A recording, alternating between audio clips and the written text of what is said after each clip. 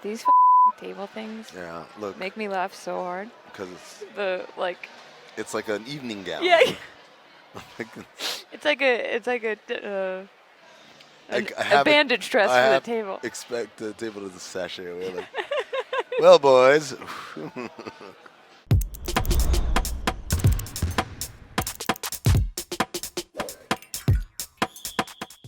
Oddball. Amin Elhassan. Charlotte Wilder's tricep. I don't know what I'm looking at there. Did you think Dirk was your co-host today, Amin?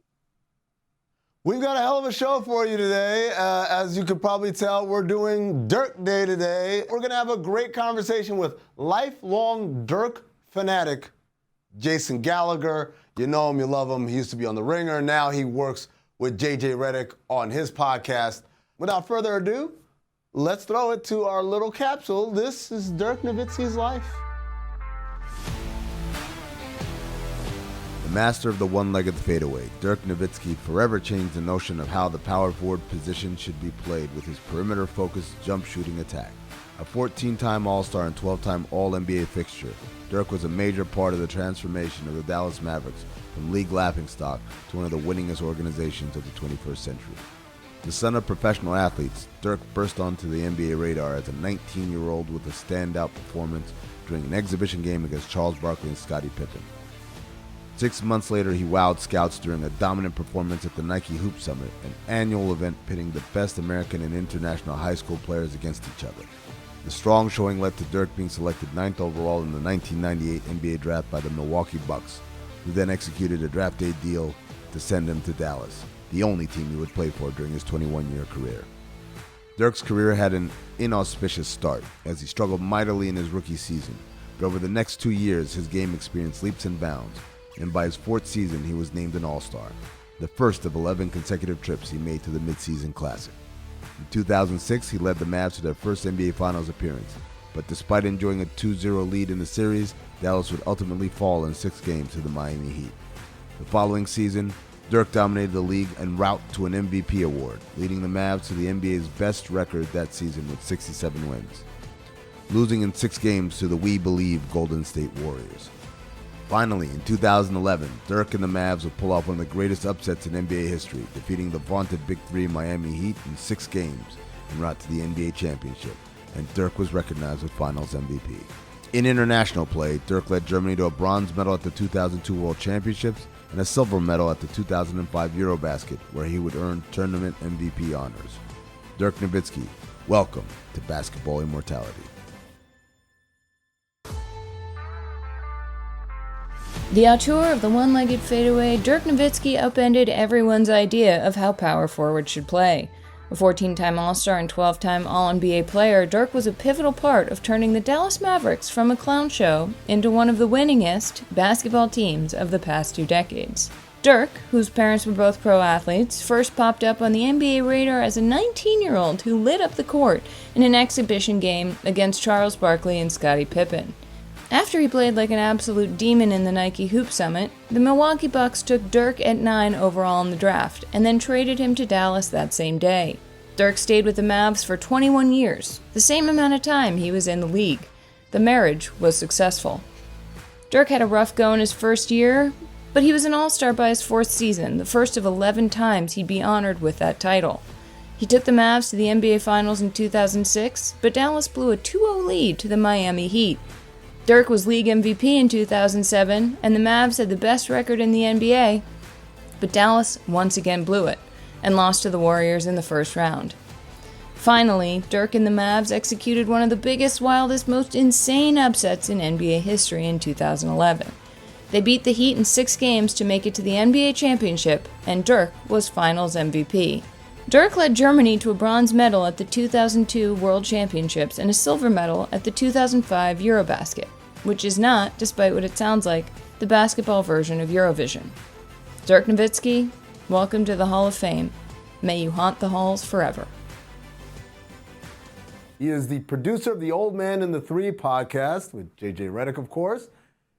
And he is perhaps the world's foremost Dirk superfan. His name is Jason Gallagher. And as you see on your screen right now, he is dressed ridiculously. What are you wearing, Jason? I'm wearing a commemorative Dirk Nowitzki, sort of like champagne gold jersey that they were selling during his last season. So Jason, let me just start. Beautiful. Yeah, no, it's not beautiful. It's hideous. Let me just start you off, Jason, with I guess the obvious question is, why Dirk? Why you off air when we were talking, you and I in Charlotte, you said that this is the only thing in your life that you will still revert back to a stupid fan and argue with other stupid fans about on the internet. It's just Dirk Nowitzki. So why? Well, I mean, Dirk means a lot to basketball fans in Dallas, obviously. Within Dallas, it's a pro football town, even to this day, even though with a lack of success, it is a pro football town. And so when you like basketball in Dallas, you're like in your own little club. And with Dirk, like if you were in early, it was the band before it got popular kind of thing. And so you felt attached to him. He has such a storied career. One that I mean, you guys know, it's like the ups and downs are pretty insane. And so it, anyone who watched his entire career, there's controversy. He's fun to compare to other power forwards of his generation, fun to compare the Mavericks to other great teams of that generation. And so, I don't know. There's a lot to debate about with Dirk. But I just, it's also like, it was a formidable time in my life. It's why I probably do what I do. I love the idea of like, oh, you like the Mavs? Name 3 of their songs. Jason getting all territorial. Brian what's Hart. What's the Dirk debate that gets you the most heated? Like, what's something that someone on Twitter will say that you'll be like, I literally cannot not take this bait? I take the KG versus Dirk bait every single time. Wow. I take it every single time. Look, you don't hear Dallas fans ever being like Dirk versus Duncan. Like, it doesn't happen because we know. And I feel as though Dirk versus KG. I genuinely wouldn't surprise me if like my last words on earth are like, Dirk's better. Obviously, there was one perception of him for much of his career, and then he wins a title, and then everything totally changes after that. By virtue of winning a title, he's not playing any differently than he did before, but now all of a sudden everyone's kind of patting him on the back. Well, I mean, it obviously felt good as someone who never turned. You can find receipts. Well, you probably can't, but if you ask my friends, they would tell you I never stopped believing in the guy. And what was really interesting watching the outside, general NBA fandom watch him was like, I don't feel like 2011 was Dirk at his peak. It might have been Dirk at his peak in terms of basketball intelligence and all of that, but like that 2005 to 2008 range was pretty killer. And so it was wild to see to see the outside fandom watch him. But what was interesting is that the way he won was such a Disney movie anyways, that I think that as a fan, you really wouldn't want it any other way. Like it was a weird experience to be like, I'm 20 something and I don't think I'll ever have a sports fan moment like this again. That is so written like this, that he came into the league and he was, not great his first year. And then if you saw those glimpses, you really believed like early. And then there was a lot of disappointment that led up. I mean, I think after 2008, from like 2008 to 2011, the Mavs were nicknamed the one and done boys by Dallas local sports radio. Wow. And, creative. And a lot of people wanted Dirk traded and yada, yada. And so to see it happen that way, that's about as good as it's going to get as a fan, especially of the NBA with so much movement and so much, whatever. It's like, I don't know. You wouldn't want it any other way. And then the teams and the players he had to beat. I don't know. It felt like we were just like, we were just like, you like us? Like, that's what it felt like. It was wild. As a fan, I'm fascinated by how people measure pain and joy. What was greater, the pain of losing in 2006 or the joy of winning in 2011? Definitely the joy. But if the roles were reversed, I don't know. I mean, that's why sometimes people are like, do you hate the Heat? And it's like, no, we got him back. Like, I have no issues with Dwayne Wade. I still have issues with Bennett Salvatore. So your son Isaac, now I've seen, all of your wonderful videos with him, who's become a huge Luka fan. And what's the difference, you being in your 20s and having this experience with Dirk, and then, obviously there's not the championship yet for Isaac, but seeing him go through it, what is that like as a fan, but also a parent? And have you indoctrinated him into the gospel of Dirk? I assume yes.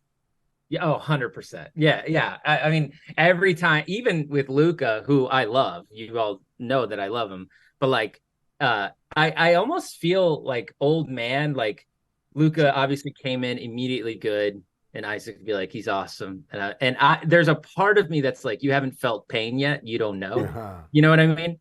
You just, you come back and talk to me after Luka lets you down a few years and tell me if you still, like, there's still that a little bit. But I have tried to make him watch the 2011 Mavs championship documentary. He can't make it. Just doesn't mean the same to him. He still says that Luka's like the greatest player of all time, which is obviously silly because I say it's Dirk. How prepared are you for the moment when your son Isaac is old enough to tell you that Dirk just played with plumbers and carpenters, and that Luka's a million times better, obviously? I mean, no, that's totally fine. I expect that day will come. I feel like, it already kind of happens on the internet. You guys follow NBA Twitter. There's already like when Jokic wins, or this happened when Giannis won, where immediately it becomes like this retroactive, like actually like the power forwards to centers of 10 years ago weren't that good, and it's sort of like I expect that Isaac will kind of be that way, but it won't be for lack of trying. I'm going to show him so many highlights and be like, son, Dirk could play now, and he would be awesome right now, especially because the way that the NBA is played is very much tailored to his early game. So he would have crushed. What's one moment of Dirk that you think, or like one play or even one snapshot of him that when you think of Dirk, you think like, oh, this is a moment that encapsulates who he was as a player or who he is as a person? Him walking in the tunnel with the tinfoil meal that his wife prepared. And I just am like, if you ever want like a snapshot of who he is as an athlete and everything like that, like, just know there was no frills about him. He dressed like he was an insurance salesman, and he brought his little foil plate every game. And it was just like, that to me is who Dirk is. Jason, what was your reaction when you saw the Dirk Nowitzki statue that looked like he was hoisting anal beads? I'm really glad they got rid of the 3 balls or whatever that was supposed to be. That was pretty wild. The statue itself is pretty cool. Now that they've removed the anal beads. Obviously, yes. That would have been a tough look. And when we saw the little prototype, I was like, you gotta be kidding me. Like, we can't do this to him. It's like, don't overthink it. There's 1 ball. He didn't shoot 3 balls at the same time. Why would we do this? So I'm very glad I'm glad they put that out there as a feeler first, and then I'm glad they listened to people. Every time I see something like that, I think to myself, like, you showed this to multiple people, and nobody said, that looks like anal beads. They just, sports statues. Great boss. Thumbs up. All the way up.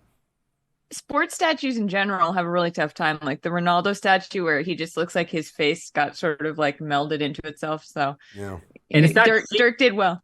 Like, I love one of the funnier ones to me is the Shaq statue outside of Staples. Yeah, it's a cool statue, but like, if you go up to it, A, you can't take a picture with it because it looks weird. B, you're literally just looking at his like ass. Like, it's just so weird. I don't know. The Staples statues always tickle me because it literally looks like, and I'm sure this is what it was, someone said, hey, we need to put up another statue. here. Let's do it right here. It's just there's no rhyme or reason or order. They're just everywhere scattered about. But you know what? They got a lot of statues. I get it. It's hard to kind of plan that sort of thing ahead of time. Jason, so I just want to go back to your lowest moment of fanhood. Was it 2006 losing in the finals, or was it 2007 losing as a 1 seed? 2007. It was just like, because 2006, there was like, I mean, there's a built-in excuse. We were just like, oh, I mean, I had a whole theory. I was like, yeah, the NBA wants Dwayne Wade to be the next Michael Jordan. Like, you know, that's the kind of guy I was watching it. And, you know, there's the phantom calls, you know, like I said, Bennett Salvatore, which is really funny. JJ, I went to a Nets game last year with JJ, and he introduced me to Bennett Salvatore, and it was like the crazy. He could have the emotional reaction I had shaking that man was wild, and he was super charming, and I hated it. And then, but 2007 was tough just because there was no excuse. Like if you were, it seemed like they were way better in 2007. And then it was just like really hard to defend Dirk after that. Like it was really difficult to be like, no, he's definitely not, you know, soft. Like you couldn't say that in a way. Like you couldn't combat that criticism. So that sucked. How's it feel having Dwayne Wade and Dirk in the same Hall of Fame class? It's annoying. I gotta be honest. We one last thing about 2007. I remember we played the Warriors late that season, and Don Nelson told Steve Nash, we want to play the Mavericks in the first round. Like, this is before the order had said, I don't even know if the Warriors had even clinched their playoff berth yet. It was still kind of up in the air, but I remember that him saying, like, we want to play them. So it was kind of surreal to, like, you know how, like, oh, you be careful what you wish for. No, they wished for you guys, and they got all that they wished for with that series. They definitely did. And I love that they there's like a thing that they have in their arena. I think that they moved it to the Chase Center, the hole in the wall that Dirk like threw the chair or whatever, and it made a hole in the wall, and then they like framed it. So Charlotte, after they lose Game 6 and they're eliminated, Dirk is walking towards the locker room through the tunnels of Oracle Arena, and he grabs a chair and he throws it like 15 feet in the sky, and it breaks a hole in the wall. And so what the Warriors did is they pinned a We Believe t-shirt above the hole and never fixed it. And I'm talking about, like, they're winning championships and that thing is still there. And I don't know, you're right, Jason. I don't know. I remember telling Ray Ritter, who is the PR director for the Warriors, I told him they need to carve out that drywall right there and then put it in a glass case and display it at Chase Center. Now, here's the cool part of this story. Dirk signed the t-shirt. Yeah. Towards the end of his career, he signed it. I'm pretty sure they did move it. If what I've been told is true, that they did move it. Well, Jason, thanks so much for taking this trip down memory lane to exalt the one and only Dirk Nowitzki. Please retire that hideous jersey. No way. No, I love it. I love it. Material. Wear it every day. Did you ever get the one that was not a commemorative jersey? It was an actual jersey they wore. It was like a silverish. No. That one, no? You didn't get that one? I badly want that jersey. I want a silver trash bag, silver. They call the Mavs fans called them the trash bag jerseys, by the way.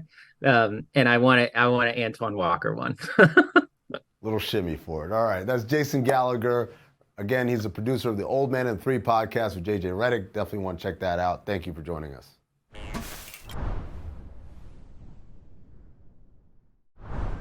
Welcome back to Oddball. It's time to play Charlotte's favorite game, as you can tell from her background. That's right. It's on word count word. Count word. This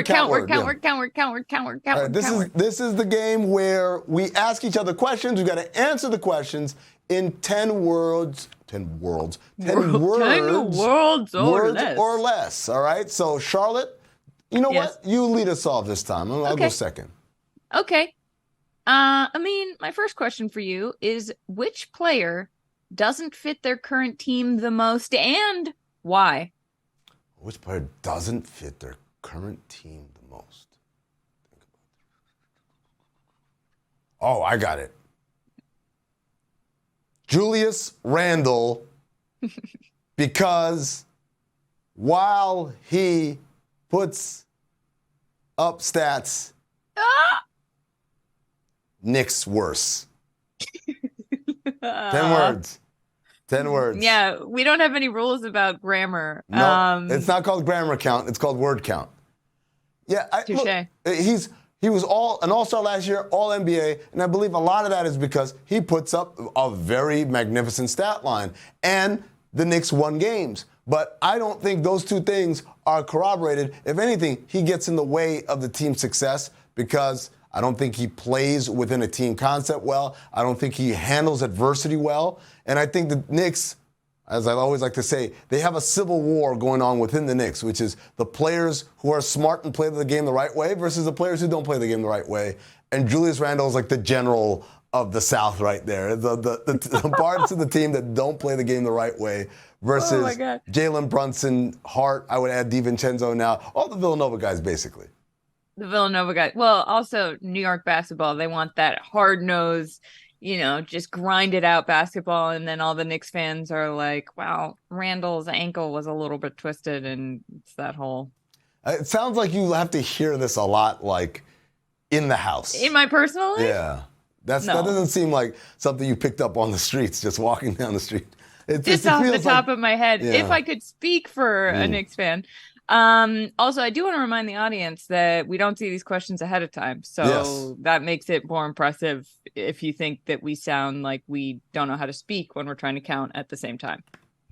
I know how to speak. I know how to count. I just like to win. That's all. All right. Question for you, Charlotte Wilder. What part of Jokic's game makes him the most unstoppable? What part of Jokic's game makes him the most unstoppable? Okay.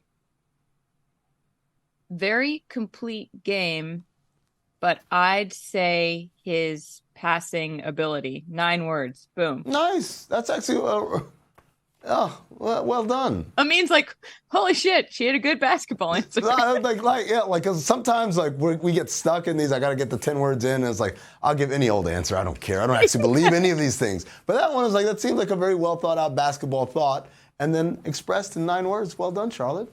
Wow, that might be the nicest thing you've ever said to me. Thanks, Amin. Next one. All right. Are you ready? Yep. What's the scenario? Wow, we accidentally 2 Knicks things here. What's the scenario that makes James Dolan sell the Knicks? Which? This is like when you shoot the moon playing like hearts or like this is the perfect game in baseball, right? Yeah. Yeah. Scandal. Wow. 1 word. 2 syllables. Scandal. Scandal. That's the only way I see him. There's no way he gives it. There's no amount of money you can offer him that's going to make him say, I don't want to do this anymore. There's no amount of pressure from the public of you do a bad job running the team. None of that matters. The only thing I think that'll make him sell is the same only thing that made Robert Sarver sell. It's the only thing that made Daniel Snyder sell the Washington football team down in Washington, D.C. It's scandal because these guys are impervious to any other pressure. Well, thankfully there's no scandal and we love James Dolan and I hope I'm not banned from MSG. Amin, take it away. Again, spoken like someone who has something happening in her home that has to keep her Nick relationships above board, I guess. All right. I thought you were going to say 1 word, none, but scandal. That's optimistic. Scandal will get it done. Scandal will get it done. All right. So to all these scandalous people that know. All right, here we go. Last question, Charlotte Wilder. Yes, sir. What fan base should feel the most worried this season and why? Which fan base should feel the most worried this season and why? Okay, I'm gonna answer this in 10 questions, but I want to preface it that I have 2 versions of the answer. Because I don't need 10 more questions from you. I just need 10 words. Ugh, okay. All right. Well, Detroit, because they're very bad. But actually, the Celtics. Bang! Okay, there you go. All right. Why? Because Detroit is just bad. So that if you're worried. A fan base, when you know you're bad, you can't be worried. You can still worry that you'll never be good, but the stakes here are really that the Celtics fans should be the most worried, because everyone's like, oh, well, if they don't do it now, and then what if Jaylen Brown leaves next year, and then they just got Krista and the window's closing and blah, blah, blah, blah, blah. I don't know that that's true, but I think that there's the most pressure. And when there's the most pressure to win something and expectations, that's when you get the most worried that it's not going to happen. I'm going to agree with you on the Celtics for this reason. I think they're the ones who made the most drastic changes to their team, right? They traded away their heart and soul, Marcus Smart. They let Grant Williams basically walk for not much in return. And they went out and got a guy who's talented but also gets hurt a lot. And there's an even increased pressure of leadership on Jaylen Brown and Jason Tatum. This could all blow up magnificently in their faces, right? 2 years removed from going to the finals, they let go of the coach who got them there. They replaced him with a quite eccentric person as their coach. They let go of their heart and soul guy. They replace him with someone who's been hurt and has been bounced around in the league, from the Knicks to the Mavericks to the Wizards. There's a lot of change that has happened from a Celtics outfit that was reasonably successful by NBA standards over the last decade or so. And it's like, this is the most different it's ever been. Yeah. Is this going to work, or is this going to be like, oh man, we were there, and instead of taking that step forward, we've taken massive steps backward? Yeah, well, I mean, I feel like it's going to be the latter, but ever hopeful, we shall see. Thank you. Well said. No, you don't like it when I thank people for watching Word Count. No, but I don't. Thank you for watching Word Count. Cat's out of the bag. This show's over. And the dog's in the house.